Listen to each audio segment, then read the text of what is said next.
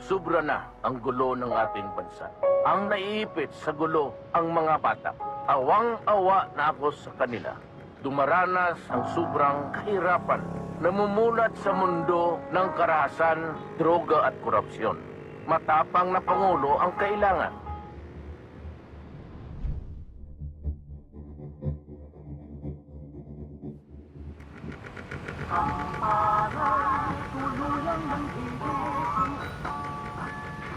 Bago dumating si Duterte, magulo ang Davao. Ang gulo ng buong bansa, kaya ni Duterte. Tapang at malasakit, tama si Duterte.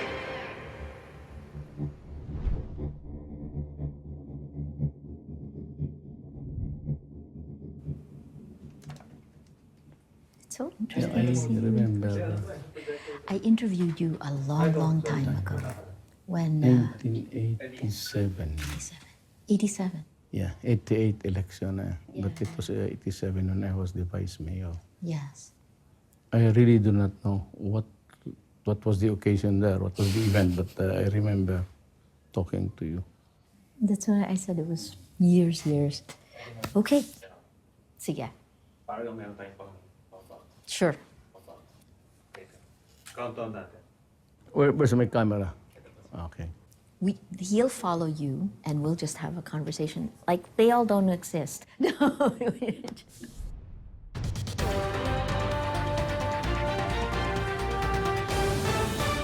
Hello and welcome. I'm Maria Ressa. This is Rappler Talk. We're sitting now with Davao Mayor Rodrigo Duterte. Thank you for joining us. Salamat sa panahon mo. Right now, part of the reason people want you to run for president or vice president is because you are a strong leader. I mean, what is this yearning in Filipinos for a strong leader? What do you think of this? Well, I would say that what you say in public, you must do. So never say something in public that you are reluctant to do or will not do it at all.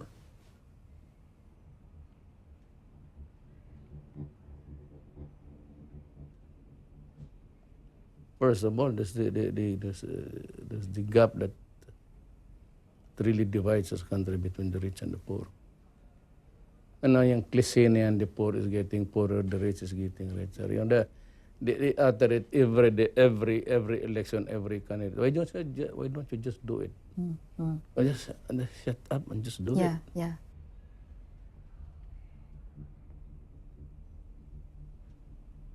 When I said I'll stop criminality, I'll stop criminality. And if I have to kill you, I will kill you, personally.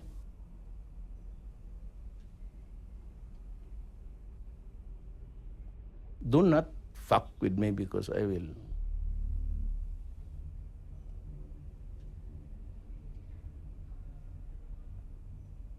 I must admit that I have killed. They 3 months early on, I killed about 3 people.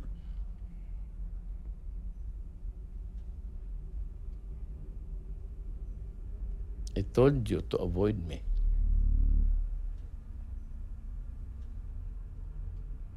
I'm telling the Filipino people, wag ako, it's gonna be bloody. Pati pahirapan. Do you think one man can make that much of a difference to turn the entire system upside down? Yes, it's always in every dictatorship. It's gonna be a dictatorship. It's the police and the military will be the backbone.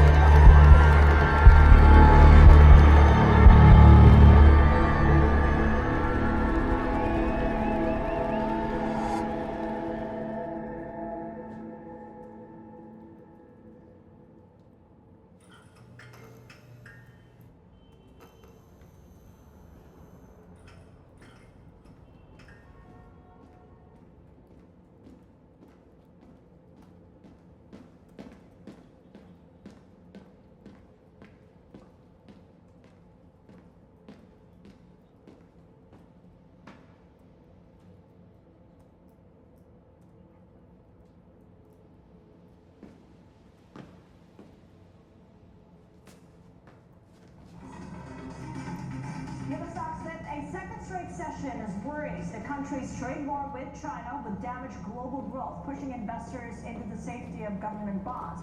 The S&P and the Nasdaq closing just above key support levels, as you can see here. The Dow closing down 0.8%, with the S&P.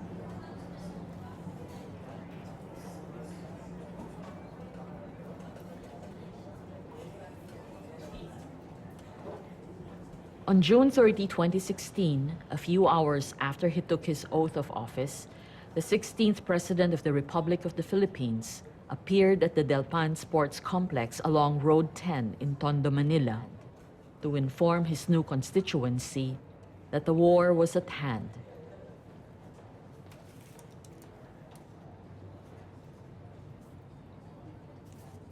President Rodrigo Duterte was late, held up by his first cabinet meeting.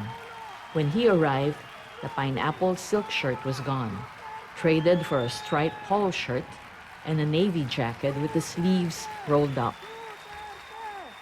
Delpan sits at the bottom of Tondo, one of the capital's poorest areas.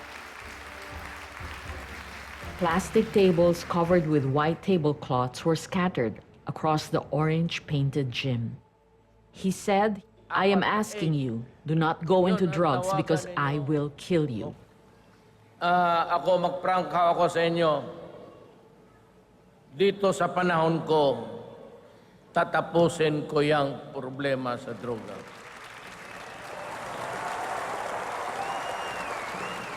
Sinisira ang bayan natin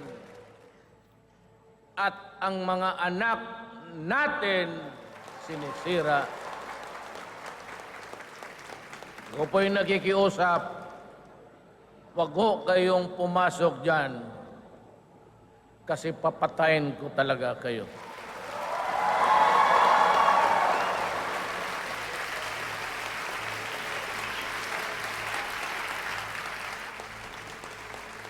And then, the police killings began. At 3 in the morning of July 1, hours after the president's speech, the earliest reported extrajudicial killing of the new regime occurred at IBP Road, near the corner of Road 10 and the Delpan Sports Complex.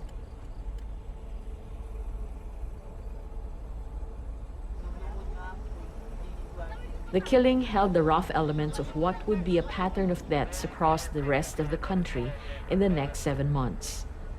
The unidentified victim, between 25 to 30 years old, about 5'3" tall, had been left with a sheet of cardboard over his body. It read, "I am a Chinese drug lord." The directive to the police was go to the communities where you have drug addicts, drug users, and kill them. And they followed orders. And every night, there would be reports of, I don't know, in certain areas, maybe 3, 5, 10 killings in just one night.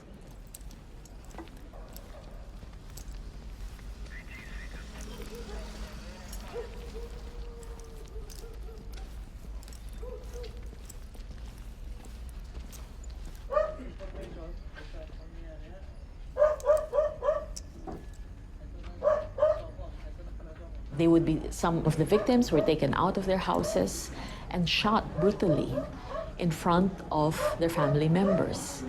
I mean, we're a civil race. We're not we're modern. This is a 21st century, and this shouldn't be happening. But this was happening every night, and reporters who were covering the police would have to go and count the bodies and count the number of dead. June. December here, we give up something. This is the one where Lenny was, diba? Lenny. They're a side group kasi. That's why I wasn't so DRC not there. So they're an NGO. And they So by January of 2017, there was a number, 7,000, at least 7,000 people killed. And then by what they started doing was watering that down, cutting it up into parts so you don't know exactly how many people were killed. I would say that was really the last time you could trust some of the numbers because you could see them evolving the strategy for the numbers, right? And the first is split it up. Here's the number of people killed in the drug war, and then this number, let's call it deaths under investigations. None of them are being investigated because they're presumed to be in the line of duty. So, no, we've definitely crossed the line.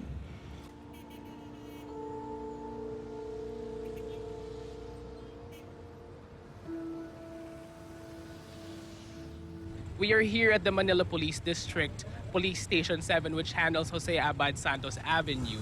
It's 1:30 a.m. and we're just beginning to set off.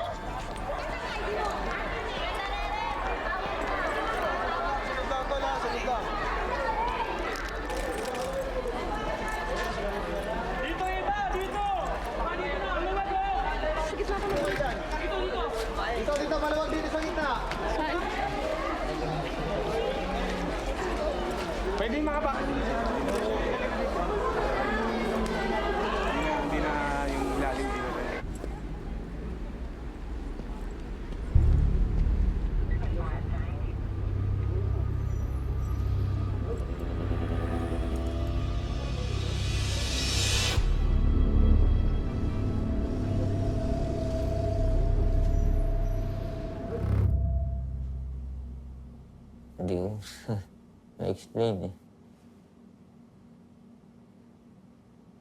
Bale, yan po. Ayan lang unang mumukhaan ko, yung mga sa placard po. Kilala ko po sa amin yan. Mga ganyan. Cartoon. Yan lang po yung pagkakaalam ko eh. Yung sa akin kasi, ako lang po talaga yung babaril. Tapos exit na po kami ron. Marami po kami. Pero sa grupo ko, ako yung leader doon, nasa 7-10 ko katao kami. When was the last time you killed someone? Last week lang, sa mahigit 20 na, hindi ko na mabilang, sobrang dami na. Mayamang negosyante ko yun, tapos polis pa. Ayun po yung pagkakilala ko sa amo ko. How much money do you get for a murder? Na pagka drug pusher ho, nasa 10,000 hanggang 20,000. Pag ordinaryong tao naman, nasa 5,000 lang ho sila. Nakadetalye na po yun. Pag tinawagan kami ng boss ko, nasa isang envelope na po yun. Doon lang namin babasahin. Tapos, aalamin ho namin kung sa mga mahirap na sitwasyon. Ganun po yung ginagawa namin. Pero automatic po yun. Pag kaya po, sa araw na rin yun, binibira na ho namin. Kung kinakailangan nung tawagan ko yung asawa ko para mas mapadali.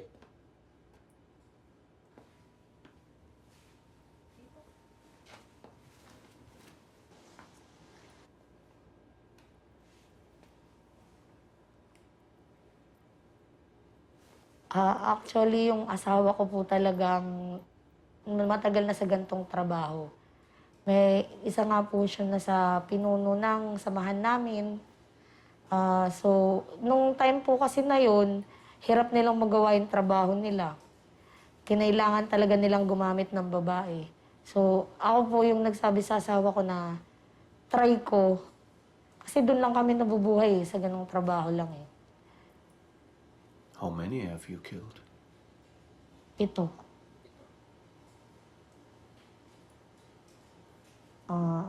3 years nung nakalipas. Kaya ang mga babae po talaga ang pumapatay. Nagpapanggap kaming GRO, dancer, tumatambay kami sa labas ng mga club, ng mga bar. Kaya yun po, nagkakaroon kami ng pagkakataon na patayin sila. Pag maraming tao, hindi kami gumagamit ng gun. Hindi kami gumagamit ng baril. Kutsilyo ang kadalasang ginagamit namin pag maraming tao.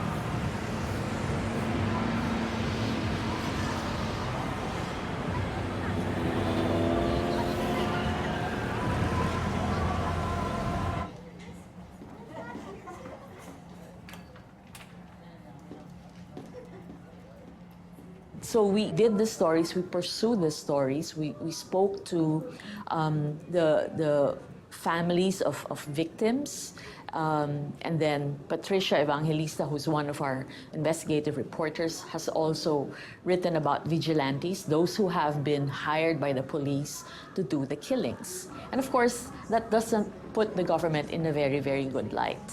And I guess he wants to make us an example. If you will not stop this critical reporting, then we will stop you from publishing your stories. We will stop your operations.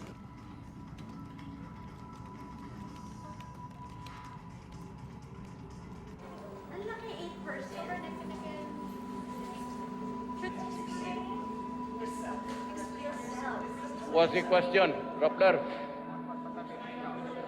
Your articles are ripe with innuendos and pregnant with falsity.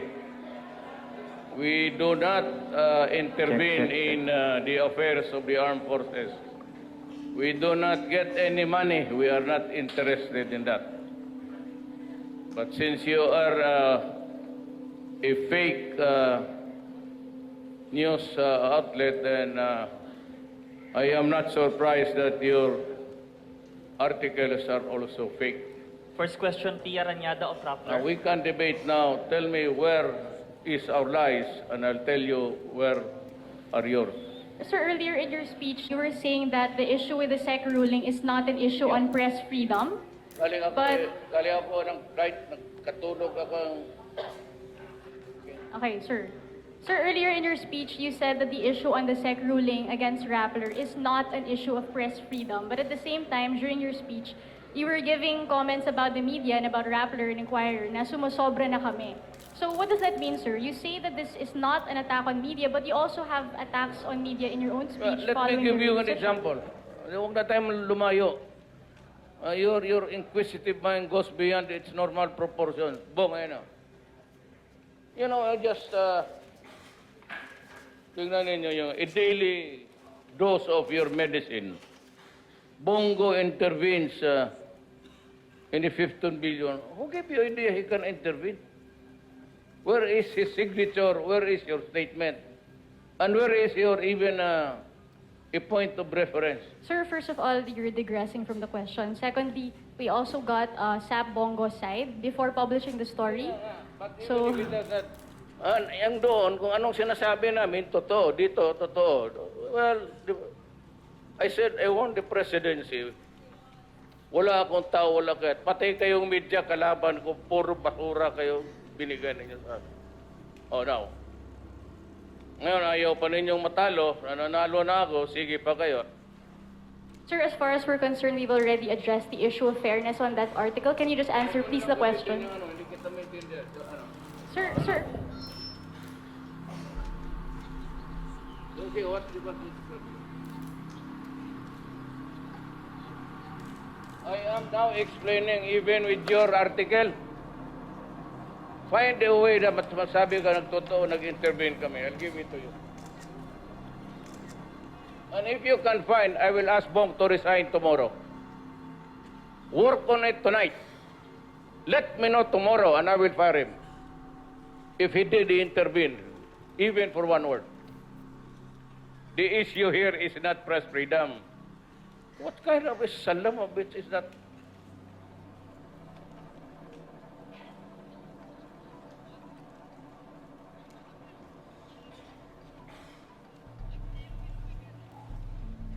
Wala technicality. The Constitution does not really allow your company, of which you are a worker of that company.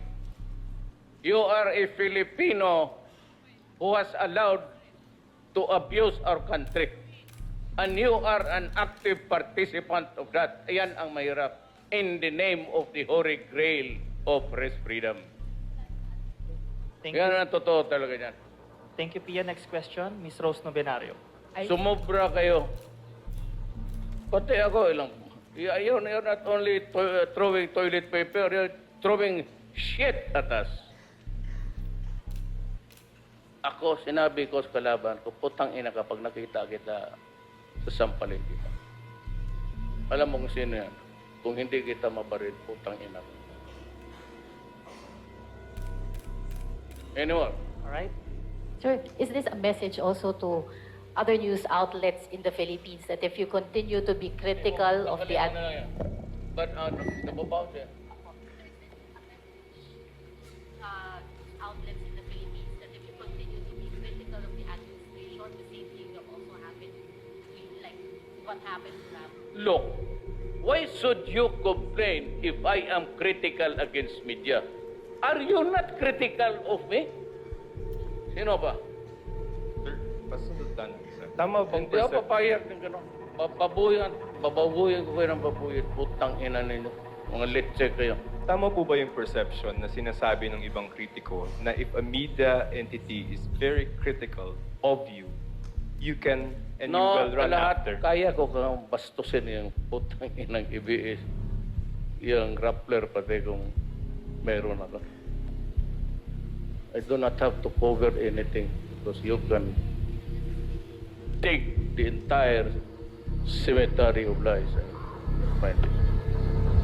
Thank you. Thank you po, Mr. President. Thank you, members of the media. That ends our press briefing.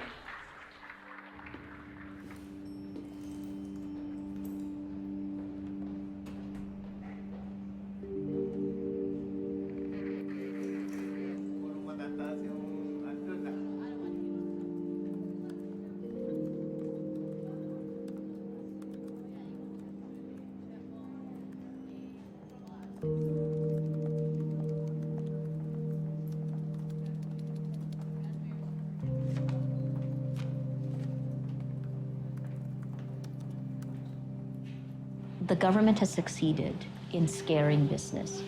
They did this with the largest television network. They did this with the largest newspaper. They threaten the business people who run these groups, and they get what they want in general. The coverage is, there's a chilling effect, right?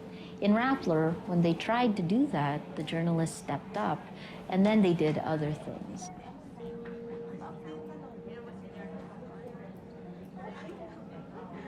It began in January, the very first case that was filed against us. They wanted to revoke our license, and without that license, without that permit, we wouldn't be able to operate.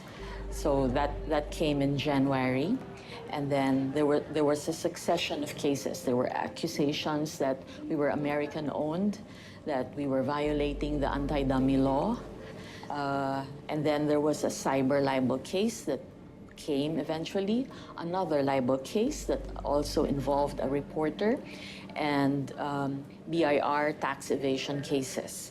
So shut up, follow the line, stop being critical of government. That's the message. This is politically motivated. It is intended to harass us. It is intended to tone down our reporting. But what they keep forgetting is that every time they do this, we become more resolute and we realize they're hiding something. What are they hiding? Why are they afraid of journalists?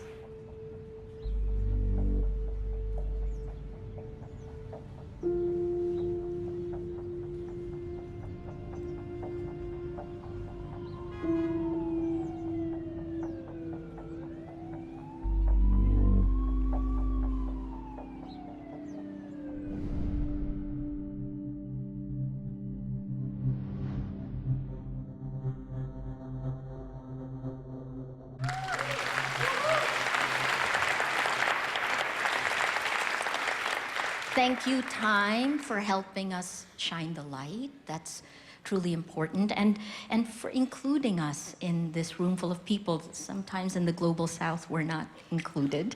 Well, it's ironic that even though our two nations are almost exactly across the world from each other, our leaders have the same style.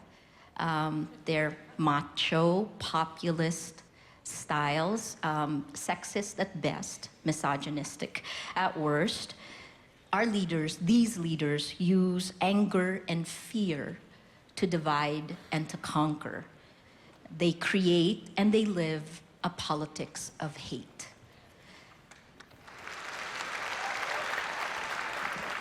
We have to answer some crucial questions. Who are we? What do you stand for? What are the values? This word came up a lot today. What are the values that give meaning? What is the line that you will never cross? Because on this side, you're good, and on this side, you're evil. I think the Time 100, you in this room, please, let's toast to freedom.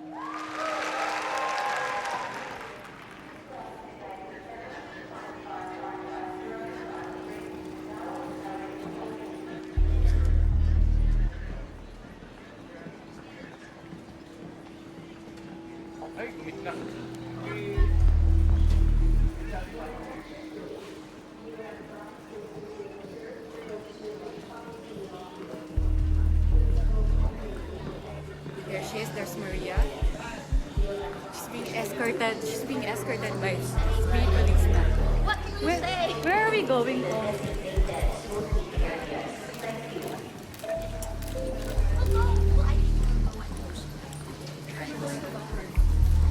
Well, I would like to post bail. I've been served a warrant. The warrant that's been served to me is for self-defense.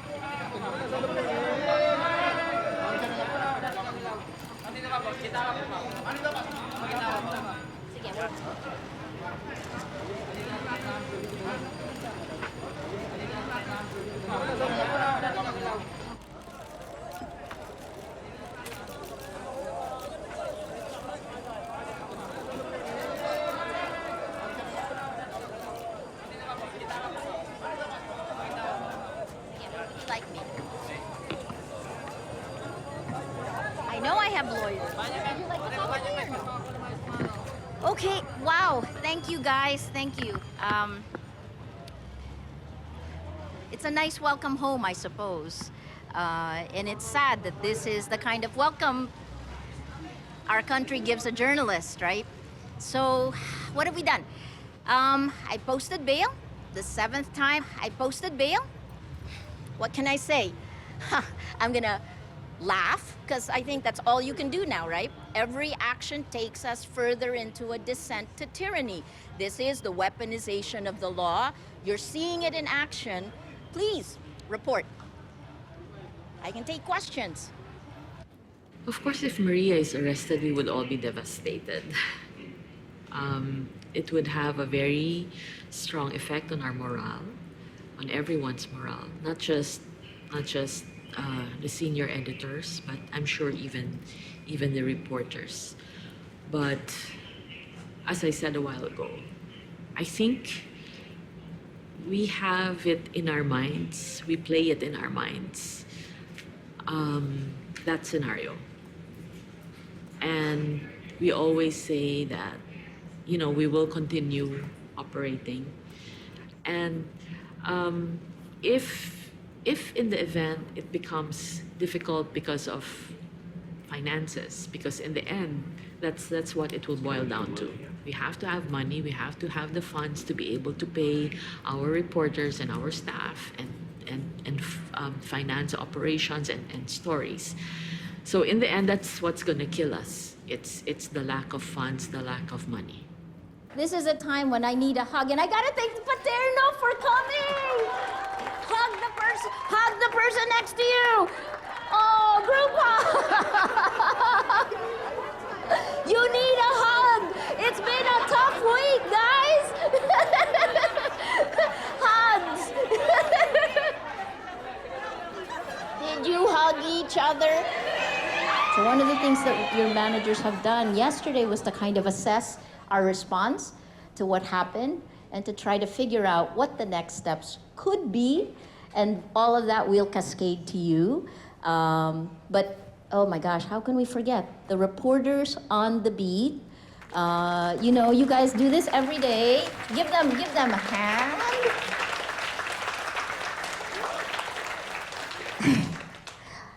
Q&A. Any questions, concerns?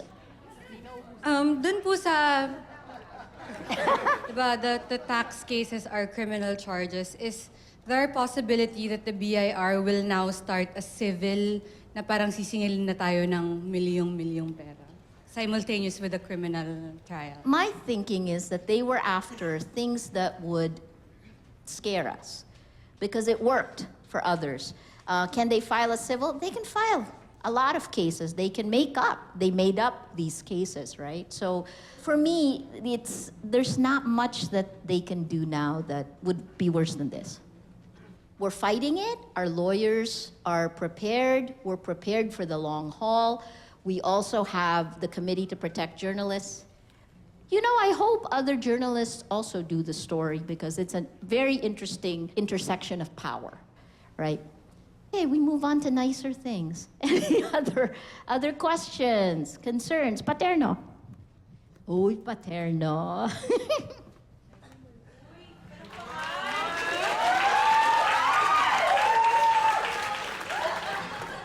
Just an update on our favorite question about job security. Since the last time we had this GA, what are the developments? How viable is Rappler as a business, and what assurances can you give us in terms of our job security in the next few years? Very good. Excellent question. What 2018 proved to us is that the mission is good for business, right? 2018, despite the fact that we were under attack, we essentially made almost as much as 2017. We were the only news group that didn't lay off people. And part of that is also because of your commitment, right? Is it scary to be part of Rappler? I hope not. But we have our plans in case worst case scenarios happen. This has all been cascaded to you, what we were doing, right? So if you see anything suspicious, if you feel like you're being followed, you pick up the phone and call. And we'll try to identify specifically if there's any new threat. As it stands right now, it's intimidation pa rin, right? Don't be intimidated. I think you all know, it pisses me off when people say stupid things when they're government officials.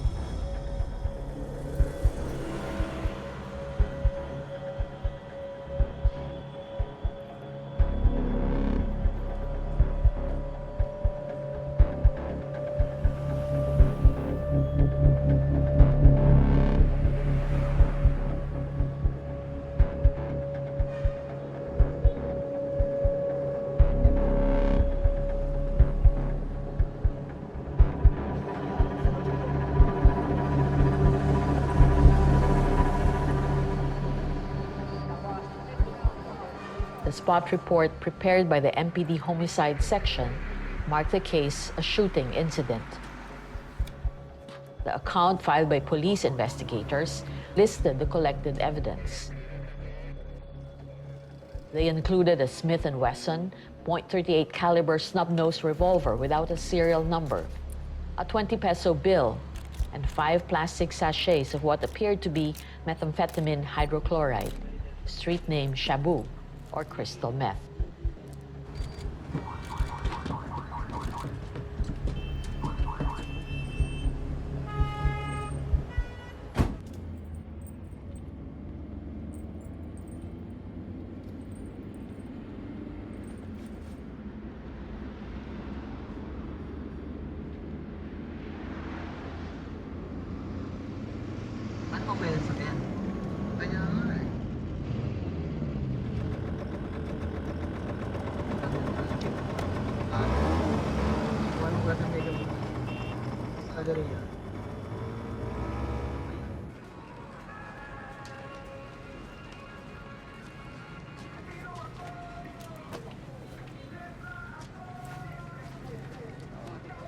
Ay, yan na yung ano?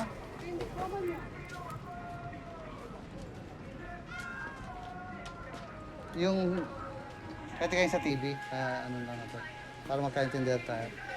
Kakatayin mo naman ito, Aray! Hindi.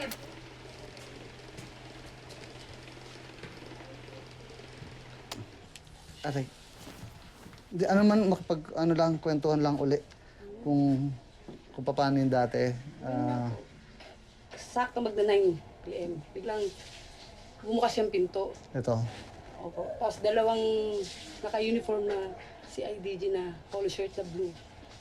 Na yung isa may vest, yung isa wala. Na may hawak na dalawang mahabang. Habang baril. Malit ba yun? Hindi ko alam eh. Sa mga baril. Ang sabi, walang gagalaw. Ang asawa ko, yung pagbukas niyan, ay gakas nilo. Nalimpungatan, mupo. Ito si Kuchon, may space dito kasi electric pa namin hindi aabot pag nasa sulok kami. May space kami dyan. Umupo siya dito. Pataas ang kamay niya. Kasi syempre di ba nakulong siya, kaya ano kaagad siya Alam niya na kung kung anong problema. Hindi siya lalaban siya. Sabi ko, umiiyak ako. Sabi ko, ano po bang problema? Ano po bang kasalanan namin? Anuhan kami dyan dahil kinakaladkad niya ako sa ako, hindi ko minsan po isa. Tapos, pinipilit niya ako magpilabas. Isa lang ang naiwan dito. Narinig ko nagpaputok na dito. Ah, dito? Tapos, tatakbo sana ako pabalik. Nadapa ako. Tapos, parang ano yung mga police sabi, palabasin niyo yan. Sabing ganun, ilabas niyo yan. Ginawa, inaltak na naman ako, di ba? Kaanohan kami, dahil ayoko talaga lumabas eh. Sabi ko, maawa na kayo, sir. Sabi ko, may pamilya rin kayo. Tapos tumatakbo kunwari isang polis, sabi, nanlalaban, sabing ganun. Pero alam ko hindi. Tapos nung narinig ko nagpapapatok dito, sabi ko, tapos mga ilang minuto, dito naman, alam ko si Jason na. Putok. Yung siguro mga 4 dito o 5, basta dito naman. Tapos yung mga sakto 9:45, alam ko patay na sila. Ano sila? Tapos talagang pabalik-balik ako, hinaharang nila ako. Sa kaka-iskandalo ko, lumabas ulit yung isa, yung officer daw nilang may nunal dito. Binalya ako. Putang ina mo, di ka titigil. Gusto mo bang madamay? Ginanon ako. Nung pagpasok ba, nakalimutan ko dati itanong sa'yo kung may search warrant bang... Wala silang pinakita. Walang papel na pinakita o... Kumbaga tinanong wala. Wala rin. Basta pagbukas niyo. Wala ang gagalaw. Tapos kinalat ka na ako doon sa mailabas.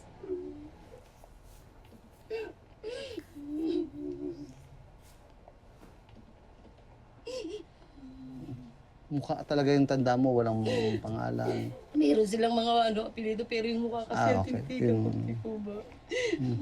Kasi siyempre nung pabalik-balik kami dito, kasi kailangan mag-match yung mukha at sa apelido.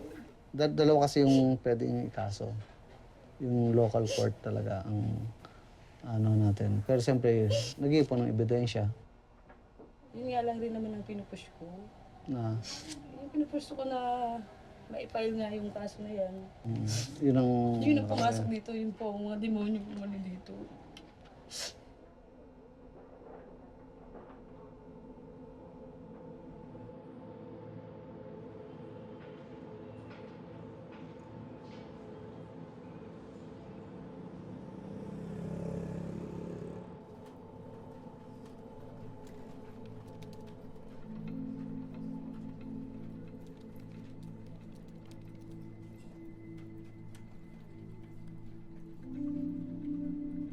The people of the villages know the killer by name. The neighbors are certain the killer was a cop. Every witness is certain the killer was a cop. There is no doubt on that one point. The cops also say the killer was a cop. President Rodrigo Duterte said, if someone's child is an addict, be the one to kill them so it won't be so painful to their parents. Do it first, he said, because that person will die either way. If anything happens to them, they wanted it.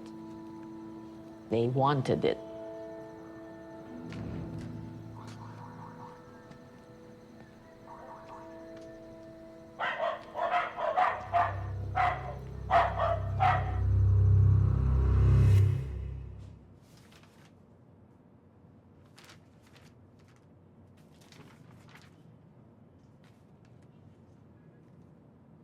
Well, the primary aim of Mr. Duterte is to control society, to keep them under an environment of fear, that they won't oppose or question his actions.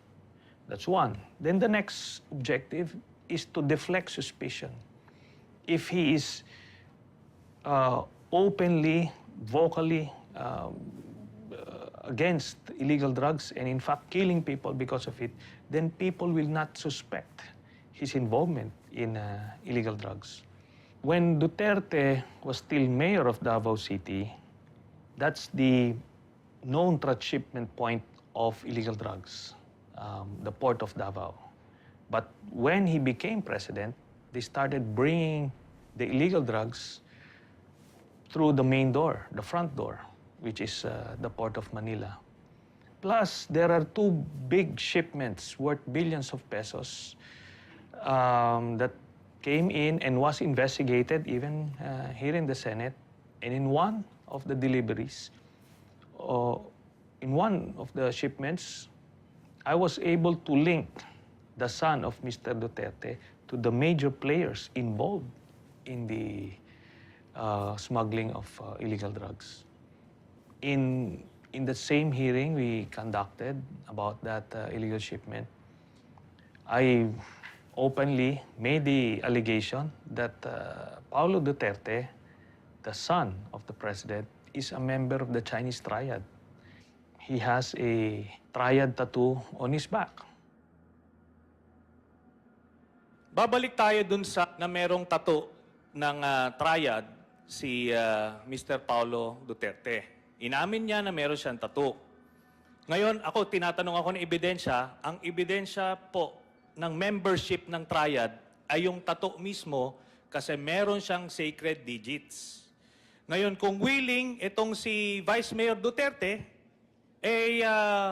pipicturean natin, tapos papadala natin sa USDA para i-decode. Kung willing ka lang naman. Kung willing ka lang naman. Are you willing, Vice Mayor Duterte? No way. Oh, no. Mr. Chairman, can... Mr. Chair, I'm sorry. Mr. Chair, no way. Okay. So, makita nyo, bakit kung wala naman yung tattoo na yan eh? Di ba? Ano naman yung ibibigay mo yung picture sa amin? We can ask the Sergeant at Arms to accompany you. Kukuhanan lang sa likod. Bibigay natin yung picture sa USDA para ma-decode kung saang faction ka. Are you willing? Are you willing to do that? No, Mr. Chair. No, bakit naman? Kung wala kang tinatago, kung tattoo lang naman dyan sa ano yan, pinagawa mo kung saan, you should not be afraid na may mapa-find out dyan. Vice Mayor. I already answered the question, Mr. Chair.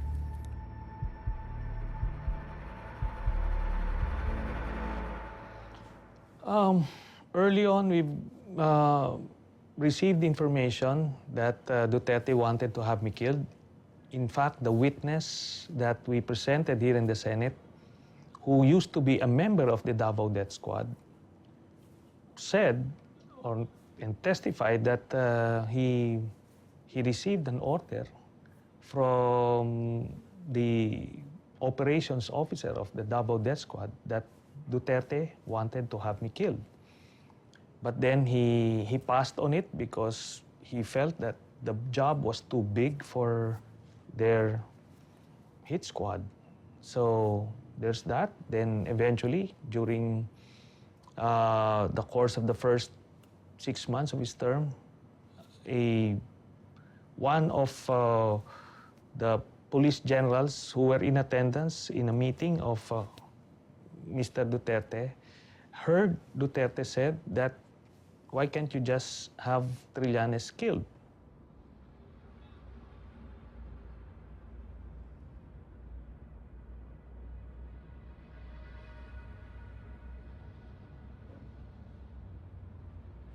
My last question. Here are big curtains. So what is behind the curtains? Okay.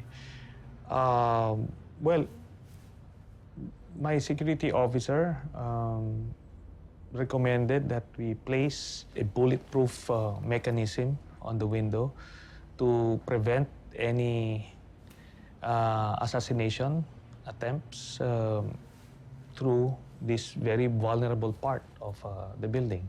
And I can show you.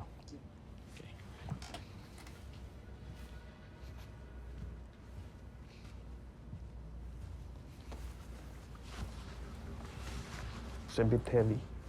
Yeah. So this one is a bulletproof plate because the other side of that there is a walkway. Okay. And it has access to a vacant lot. So there. Now this curtain is actually an anti-shrapnel curtain.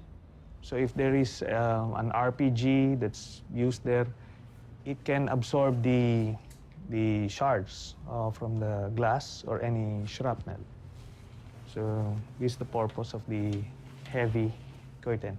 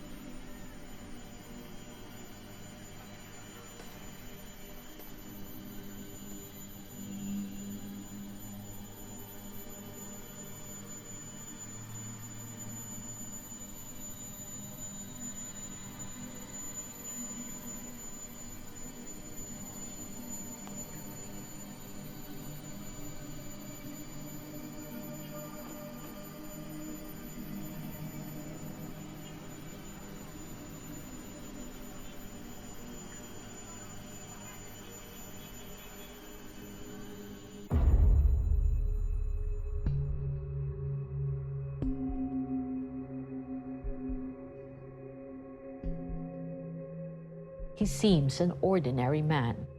There is no mention of his profession. He appears to be Delpan's secret, the man in the white shirt with the thick gold necklace who wanders down alleyways, allegedly slamming plastic tubs into people's heads. The people of Parola and Isla Puting Bato believe they know a killer's name. The people of Isla Puting Bato call him a murderer. Along Parola, he is called that son of a bitch killer. The people along Road 10 call him a demon.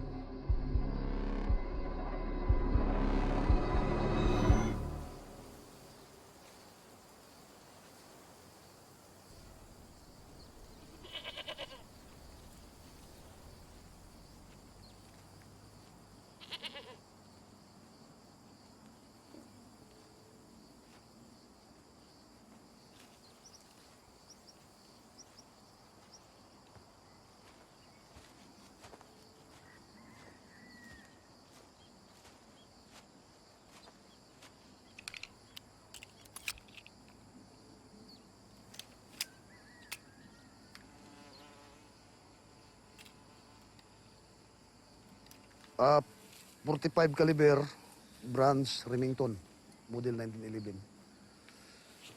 Is that your favorite gun?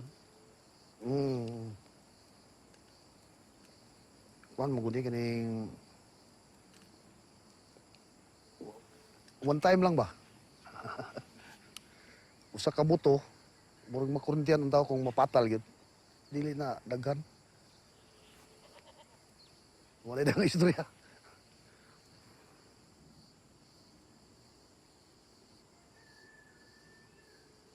Did you murder people with it?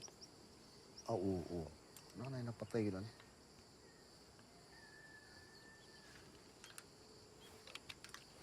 Okay na. May magasin reserva dali.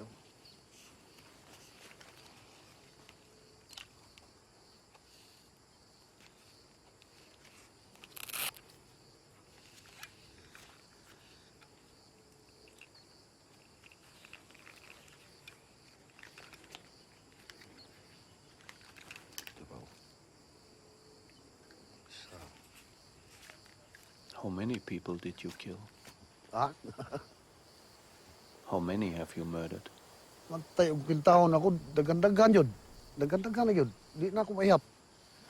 Kay siyempre di ka mahimong leader sa guerrilla warfare kung di ka kapatay. Makapatay ka po dili lang ako ihapon kay murag lain kayo. Normal ra gyud sa mga nga makapatay gid ka. Kung magdala kag usa ka grupo sa armado, labi na gyud sa armado.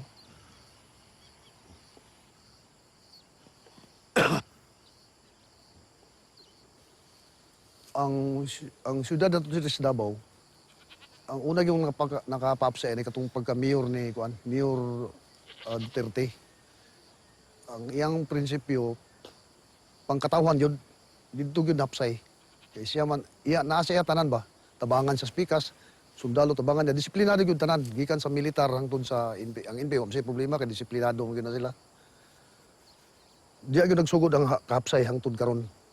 Hangtod karon napsay na gyud ang Davao tungod sa pagdumala sa atong mayor kaniadto nya karon nahimo na pud siyang presidente. Grabe gyud kapsay ang halos Pilipinas hapsay na tanan tungod sa iyang pagdumala. Did it happen that the president asked you to kill a person? Oo. How did that happen? Kana nga ipaana niya. Kana matik na. Manawagan na siya. Muna wala na. Kung matirahan na ninyo. Basta safety lang.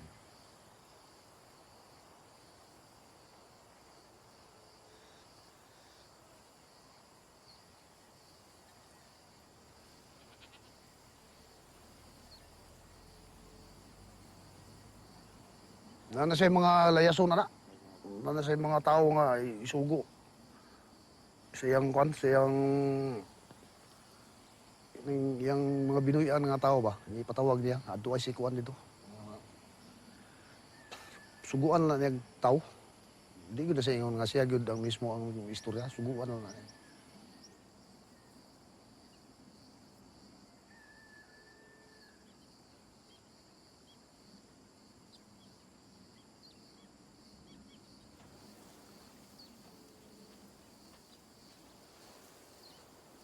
Kung kinahanglan nga mo patay tungod sa paglaban sa nasod nga mapeaceful, buhaton gyud na. Ano gyud ang pinaka-importanteng buhaton.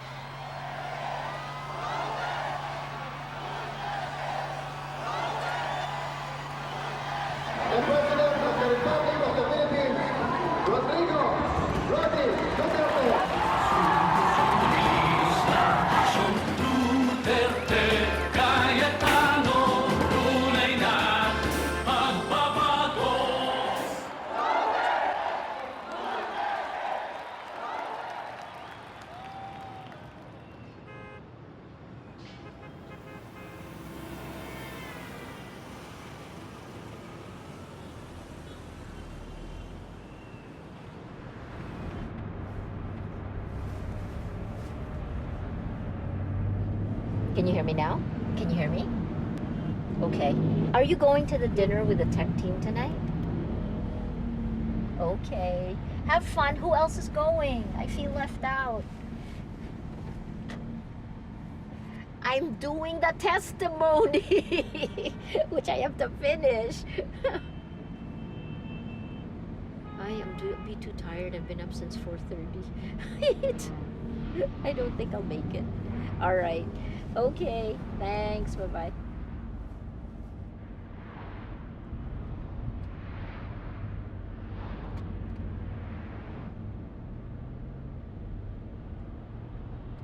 This is an 11-nation grand committee, and it's on data, privacy, and democracy. And being able to testify in front of them, that we're in a strangely unique position that I wish wasn't so. What we have is not just data, but the horrendous experience of actually living through this.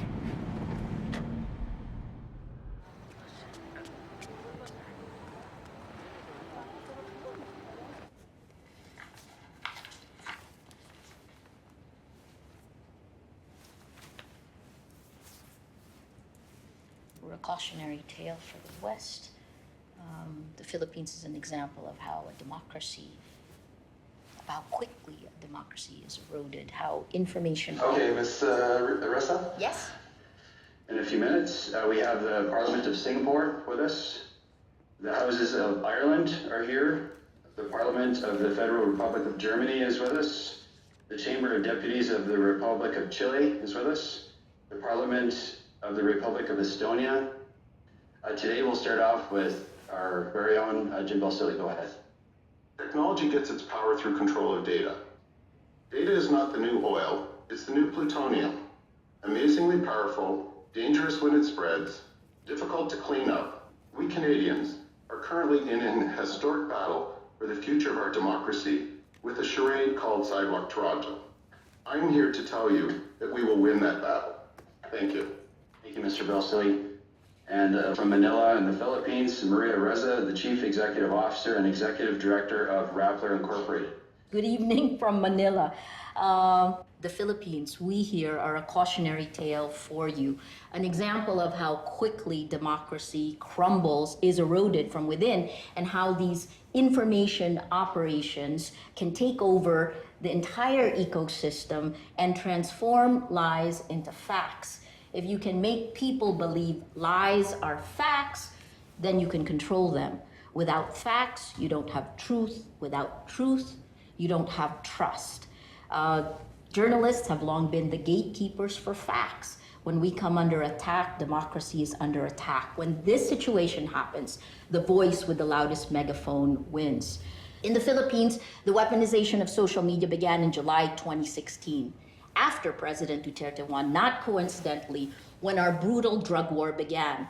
In a global study with 12 other research groups, we helped define patriotic trolling. Here's how it happened. And let me show you. Please, in this one, can you zoom in? And again, I'll make sure you already have a copy of this. Let's see if he can zoom in. This is a database that we actually began to put together as a defense. Since we lived on social media, we were able to identify the attacks early on. We found a sock puppet network of 26 fake accounts. As journalists, we then did due diligence to make sure it was fake. And then we went and counted manually. How many accounts could it impact? From 26 fake accounts, they could impact as many as 3 million. You can basically see the same thing that's happened in the West, which is a fracture line of society. You can see this here. And then after the drug war began, it was pounded, literally pounded 1 million times, and it becomes fact. It becomes a solid line. The biggest accelerant to this movement towards a nostalgia for authoritarian rulers is technology. But then what happened in 2016 was that the technology, social media, was gained and overtaken by autocratic leaders, by digital companies like Cambridge Analytica, Facebook, in its wanting to gain more and more people wanting to accelerate its growth. And part of the reason I think we live in such an upside-down world in many different countries, many different democracies around the world, is precisely because of that tactic. Mr. Ressa, if we could just have you close off your testimony. We're at 12 minutes, so I'd like to get to questions if we could. Sure. So I guess just to end with this is that I don't know, unless you've been the subject of an attack, it's very difficult to go through 90 hate messages per hour, sustained over days and months. That is what we're going through, the kind of astroturfing that turns lies into truth. For us, this is a matter of survival. And my apologies for cutting you off. Your testimony is powerful, and we've watched your story from afar. So thank you again for appearing before us today. Okay, Mr. Ressa, thank you. We'll be disconnecting now. Thanks so much. Thank you. Have a good day. You too.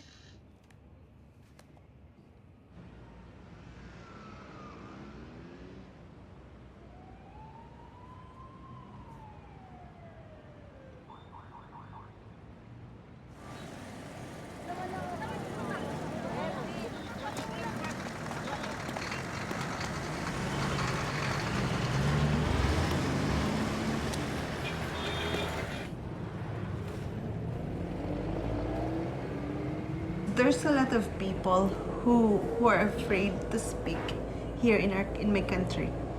There's a lot of people who are afraid to speak, but through my blog, they feel that I was able to give them voice.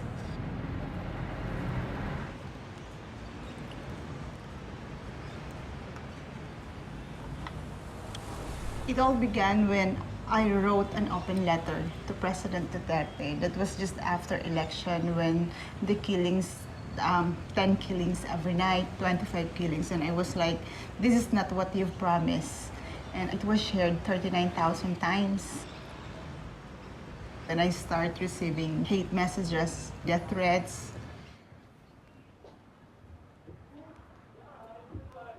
Eto, ingat-ingat ka, matiempohan kita, isang granada ka lang, mandarayan naman isang granada ka lang. It says that, be careful, I can throw you a grenade if I see you. Yeah, that's in Philippine, and they would send me pictures of guns, like, I'm gonna use this to you. Or, I'm gonna, I think it's an muriatic acid in your face if I see you in the street. Different kind of threats. And then the latest one is the one that they put me in a coffin and they said, time of death, 8 o'clock. And then interment, it's tomorrow. And then it's up to you. Then they put my face in a coffin. Yeah.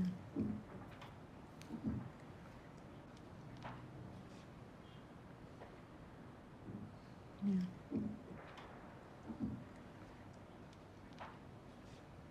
I've been transferring from one address to another because there's one time in our house, we have a small apartment in Makati. A cable guy, a guy pretending to be a cable guy went and talked to my mom. Is a cancer survivor, and she thought that she could just talk with that guy, and then the guy is asking a lot of information. What time I'm gonna be home, when is my schedule going to the office, and how many are we in our house. So I asked the Smart Communication, because it was from Smart, and I asked if they sent someone to our house, and then they said they did not send anybody. And then that's the fear comes in.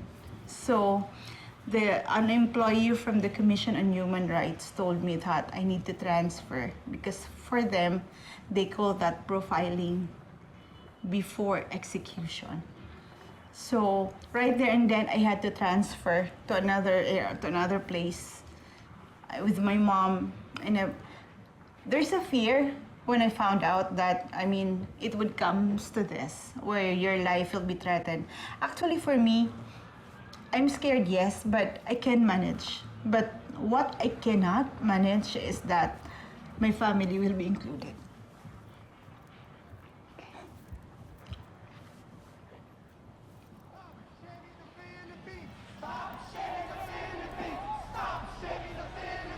Stop shaming the Philippines! Stop shaming the Philippines! Stop shaming the Philippines! Stop shaming the Philippines! Stop shaming the Philippines!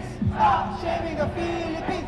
Stop shaming the Philippines! Stop shaming the Philippines! Stop shaming the Philippines! Stop shaming the Philippines!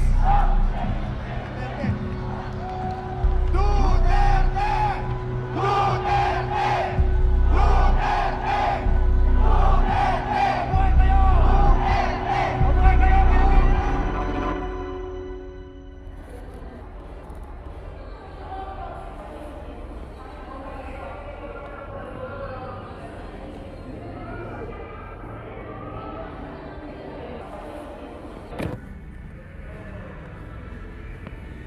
We are here now at the Rappler headquarters.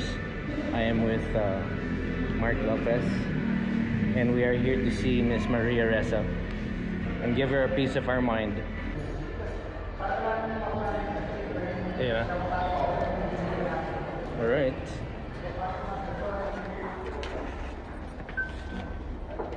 Sabi niya, gagawin pa lang daw yan.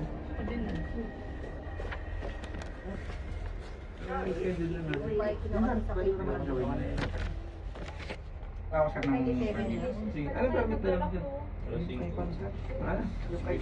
us.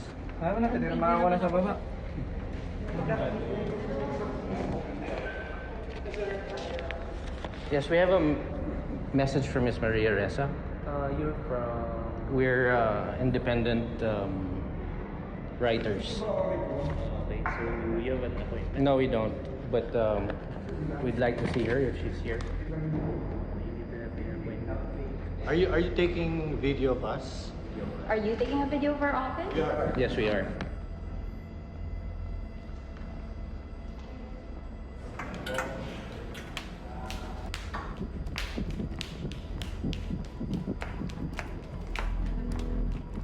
Was it a Wednesday or a Thursday? I don't remember anymore. But we just had a meeting. This was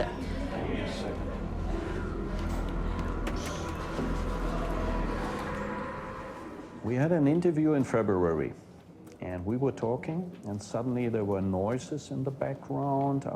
Me personally, I was not really realizing. I thought some students are visiting the Rappler, but it came out that it was something totally different. What happened in our interview?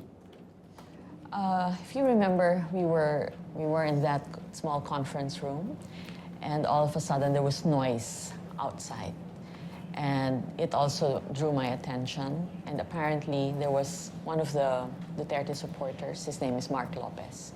He was able to get through, to get past security and enter the third floor, going through the mall area.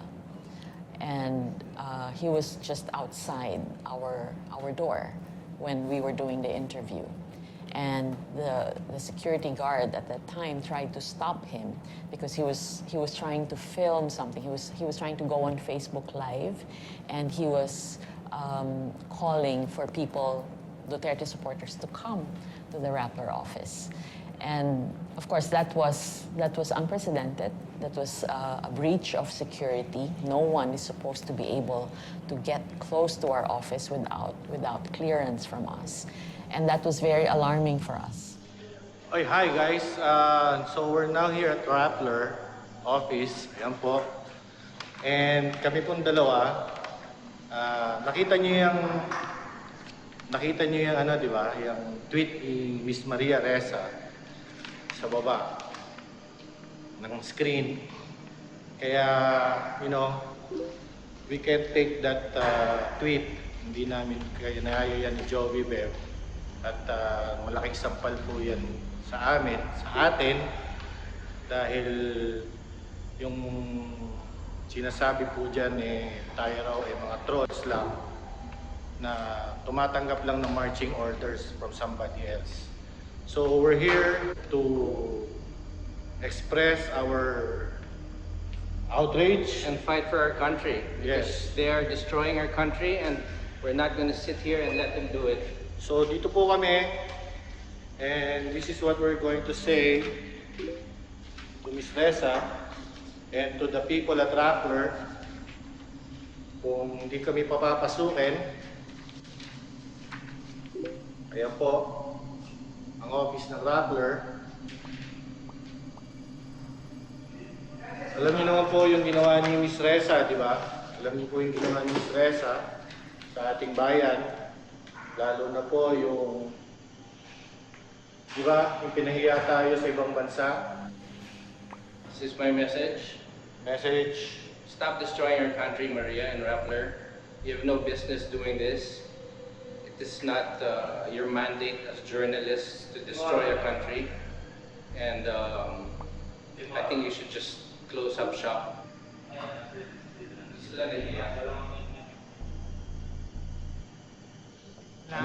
Babaan na lang po. Kailangan po kasi. Sir, ang kailangan lang po ng permit pag rally. Hindi po kasi meron pa tayo sa private land po tayo. So, binali pa tayo ng isang. Meron pong nasaan po yung rules. Pwede pong makita. Babaan na lang po kasi hindi basa ang mga papad. Natin na Opo. kailangan nyo pong maglag sa baba bago kayo pumasok. Bago kayo Wala po kayo mga instructor. And then Hindi ko kami bayaran. Wala akong nagpopondo sa amin. Facebook took this down within like a day, but still, this is psychological warfare, right? And so what I've done is I've increased security yet again, right?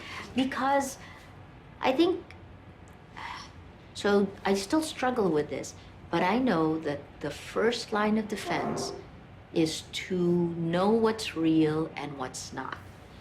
In a situation where it's impossible to know when these threats get to a point that they jump into the real world, it's your judgment call, right? So I always tell our guys, there's nothing to fear but fear itself. The first thing is to, like, in your head, just quantify what are the risks, what's the worst case scenario, and how do I keep going down the path I want to go on, being pragmatic about the risks, protecting myself against the risks, and yet at the same time, going down the path, right? You cannot be your own worst enemy.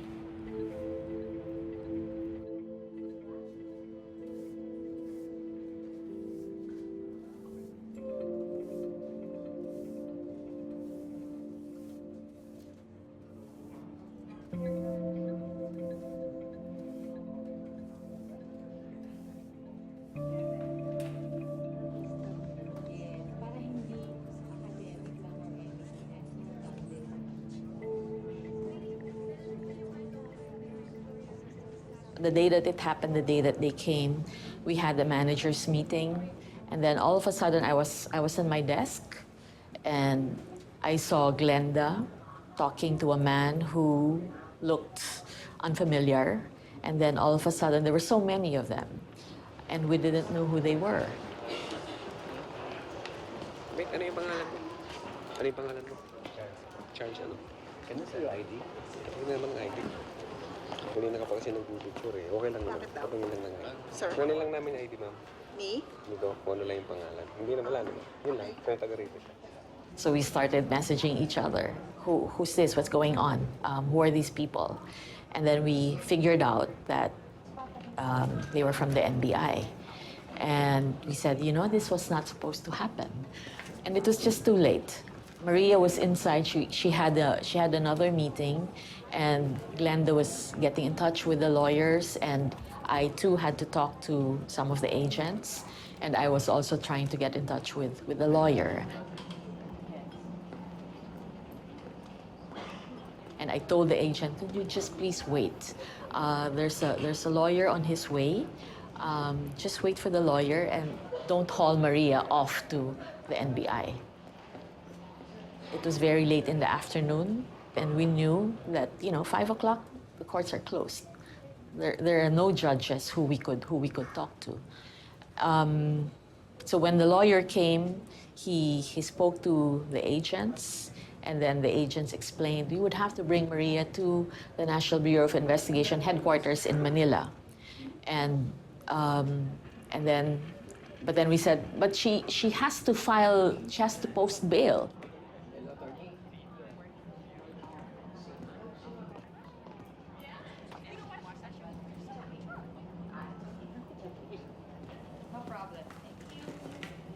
When we looked at the arrest warrant, there was no indication of how much bail was supposed to be paid. Normally, if there's an arrest warrant and you're entitled to bail, then the amount should be specified. So we didn't even know how much Maria was supposed to pay. You can deduce from there that clearly the plan was for Maria to be arrested. The plan was for Maria to spend the night in jail.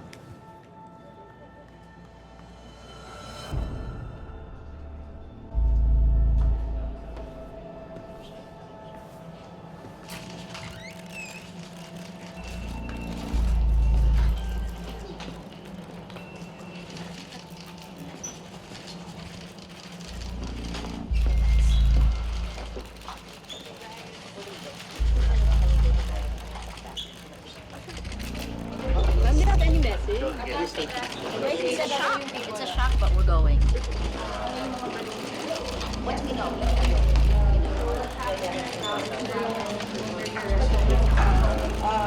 Can we talk to you just for a bit? NBI. What's the NBI? At the NBI.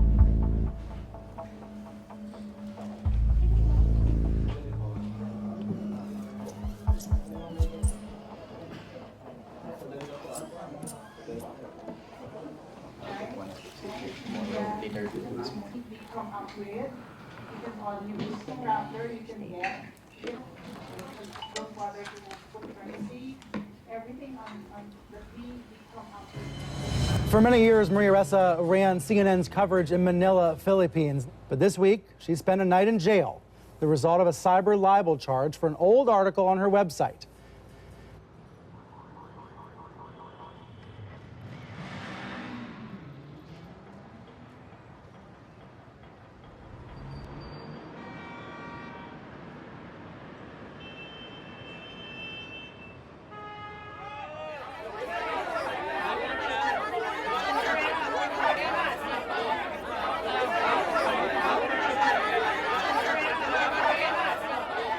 My stay last night at the NBI really made me think about what this is all about, right? And for me, it's about two things: abuse of power and weaponization of the law. This isn't just about me, and it's not just about Rappler. The message that the government is sending is very clear, and someone actually told our reporter this last night: be silent or you're next. So I'm saying, and I'm appealing to you not to be silent, even if, and especially if, you're next. You have to express outrage like I'm doing now. This is not, press freedom is not just about journalists, right? It's not just about us. It's not just about me. It's not just about Rappler. Press freedom is the foundation of every single right of every Filipino to the truth, so that we can hold the powerful to account. What we're seeing is death by 1,000 cuts of our democracy. And I appeal to you to join me. I've said this. I've been thinking about this for a long time. I always said that When I look back a decade from now, I want to make sure that I have done all I can. We will not duck. We will not hide. We will hold the line.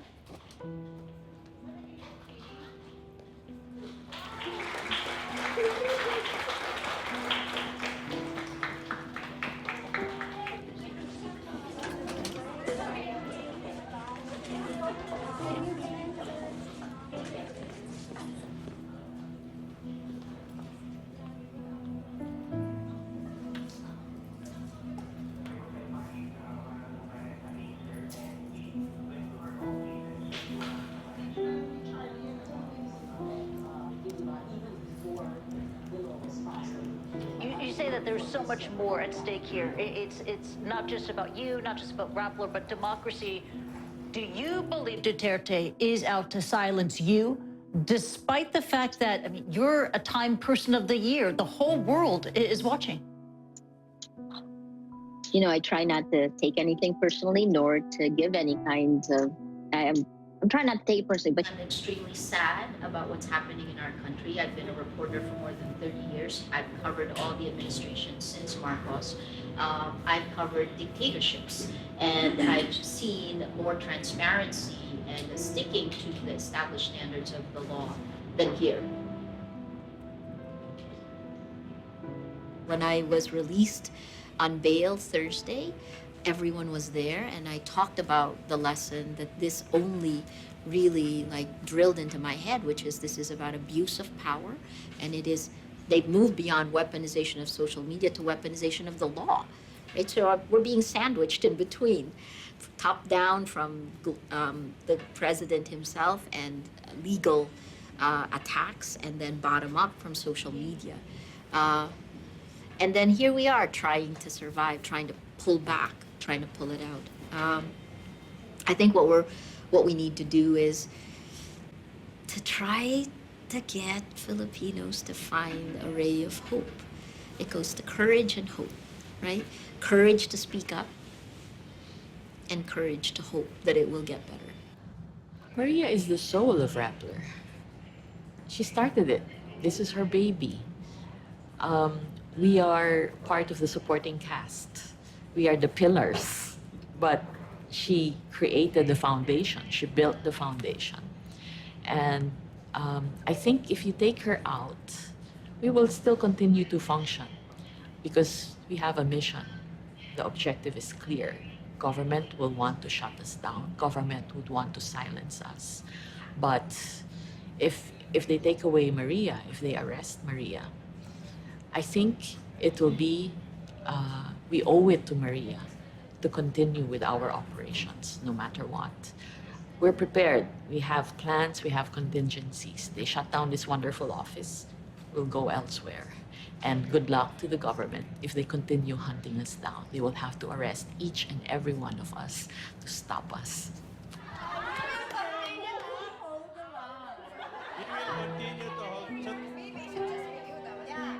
So, after that, mag-aano na si dialect. Na, do not translate the "we will continue to hold the line." Just thank you for your support. Yun lang ay i-translate. Paano gagawin natin? After... Okay. Ito na. We will conclude with Pat.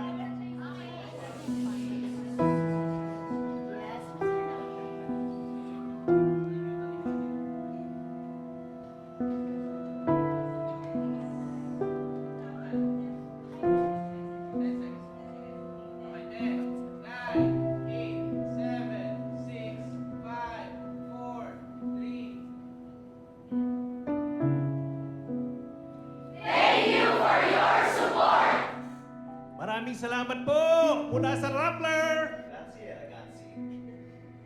We will continue to hold the line.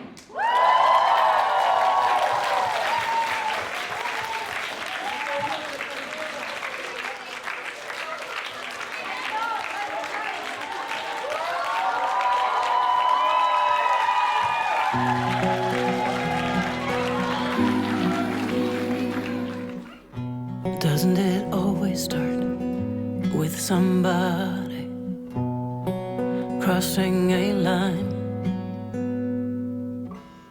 selling the made-up truth built upon lies, until people close their eyes. Doesn't it always stop with somebody opening their eyes? Someone who can't be fooled easily, someone speaking truth to power. Freedom is not given, it's a fragile thing. It's in need of love and kindness.